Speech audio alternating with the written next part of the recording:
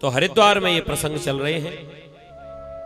मैत्रेय जी महाराज ने ये सृष्टि का क्रम जब सुनाया,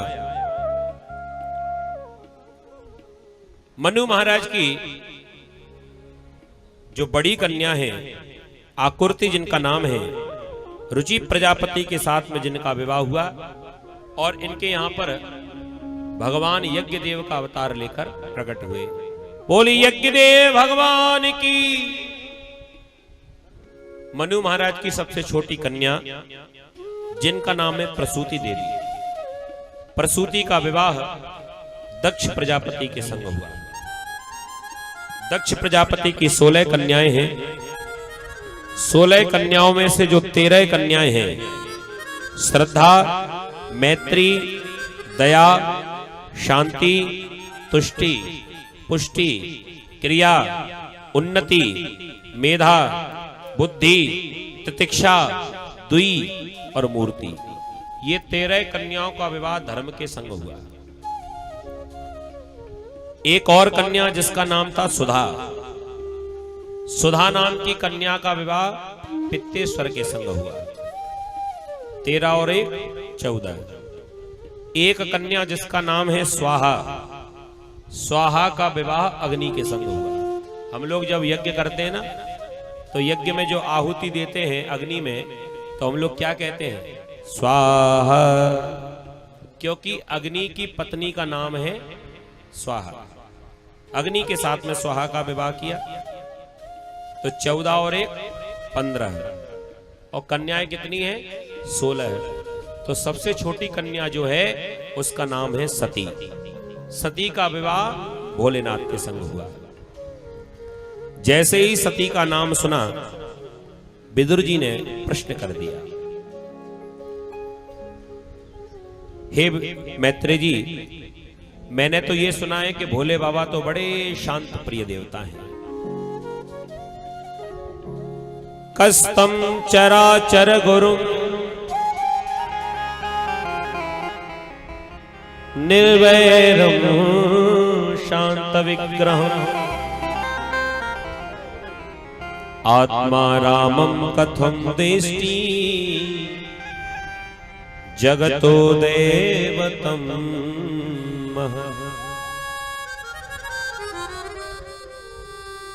कस्तम चराचर गुरुम निर्वैरम शांत विग्रहम। शांति के देवता जो शांत प्रिय हैं, जो दूसरे को शांति देने वाले हैं, ऐसे भोलेनाथ को भी कभी क्रोध आ जाता है क्या?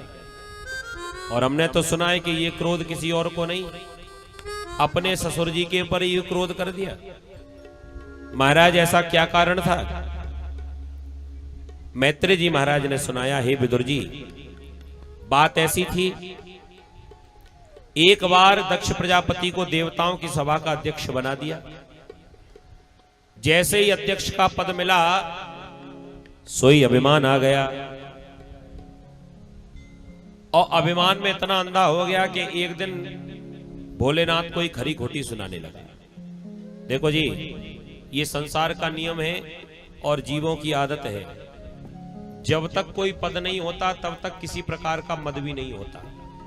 आपने देखा होगा, गली गली में घूमते बाबूजी, हमारा ध्यान रखना। कब तक? जब तक पद नहीं मिला तब तक। और जैसे ही पद मिल गया, बताओ फिर ये कहीं गली गली में घूमते मिलेंगे? फिर तो भोली वाली जनता ही इनके पीछे भागती दौड़ती दिखाई पड़े। और ये बात रामचरितमानस में गोस्वामी तुलसीदास जी महाराज ने पहले ही लिखी। अस नहीं को जनमा जगमाही, प्रभुता पाई जाहे मदनाई। ऐसा संसार में कौन है? प्रभुता पाए ताए मदनाई, ऐसा संसार में कोई नहीं। जैसे ही अध्यक्ष का पद मिला, अभिमानी हो गया, सभा के मध्य आया, सब देवताओं ने खड़े होकर स्वागत किया। लेकिन 3 देवता बैठे रह गए, ब्रह्मा, विष्णु और भोलेनाथ। 3 देवताओं को बैठे देखा सो नाराज हो गया। वैसे नाराज तो इसे तीनों से ही होना चाहिए, ईमानदारी से अगर देखा जाए, क्योंकि और तो सारे देवता खड़े हैं, लेकिन ये 3 बैठे हैं। लेकिन ये नाराज एक से ही हुआ। क्यों जी? भोलेनाथ से ही नाराज क्यों हुआ? ब्रह्मा जी से हो जाता, भगवान नारायण से हो जाता, इनसे नाराज तो नहीं हुआ। क्योंकि जानता है अगर भगवान नारायण से नाराज होता हूं, कुछ कहता हूं, तो सुदर्शन चक्र अभी इलाज किए देते हैं। और बूढ़े बाबा ब्रह्मा जी से अगर कुछ कहता हूं तो तुरंत शाप देते हैं। लेकिन ये शंकर और भैया व्यक्ति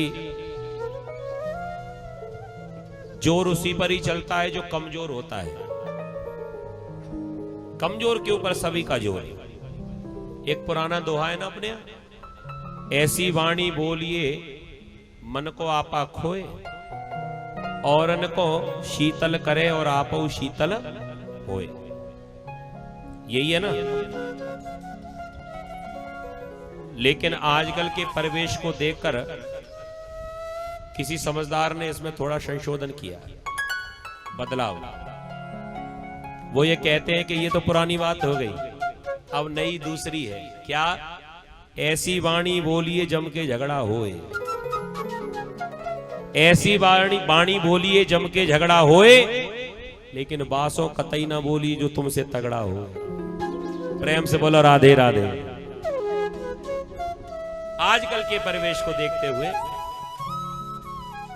और बिल्कुल यही काम किया। ना तो ब्रह्मा जी से नाराज हुआ, ना भगवान नारायण से नाराज हुआ। भोलेनाथ इसे भोले वाले दिखाई पड़ गए और तुरंत नाराज हो गया।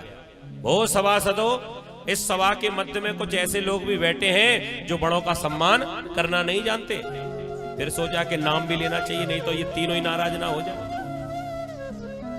कह दिया ये शंकर जो है ना, इसको मैंने अपनी कन्या का दान दिया है, ये तो मेरा दामाद है, मेरे बेटे के समान है, कम से कम इसे खड़े होकर मेरा स्वागत करना चाहिए। लेकिन ये बड़ों का स्वागत करना क्या जाने, ये तो चिता की भस्म लपेटे घूमता रहता है। चिता भस्म कृत स्नानम प्रेत संगस्ति भूषणम। भूत प्रेतों का संग करने वाला, चिता की भस्म रवाने वाला, ये बड़ों का सम्मान करना नहीं जानता। मैं देवताओं की सभा का अध्यक्ष और आज ही ये कानून बनाता हूं, कोई भी शंकर को यज्ञ में स्थान आज के बाद नहीं देगा। भोलेनाथ ने मन में सोचा, आज ही अध्यक्ष बने थे और आज ही कानून बना दिया।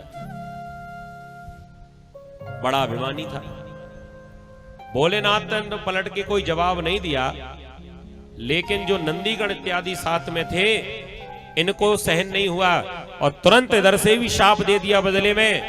ए दक्ष, बहुत देर से देख रहा हूं मैं कर रहे हो, जाओ हम भी तुम्हें शाप देते हैं कि तुम्हारे बकरे का ही मुंह लग जाए। भोलेनाथ को लगा कि हम तो आए थे सभा में स्वागत करने के लिए, स्वागत तो हुआ नहीं और ये झगड़ा पहले शुरू हो गया। अब हमको यहां से चलना चाहिए। भोलेनाथ अपने गणों को लेकर सीधे कैलाश पर्वत पर पहुंच गए।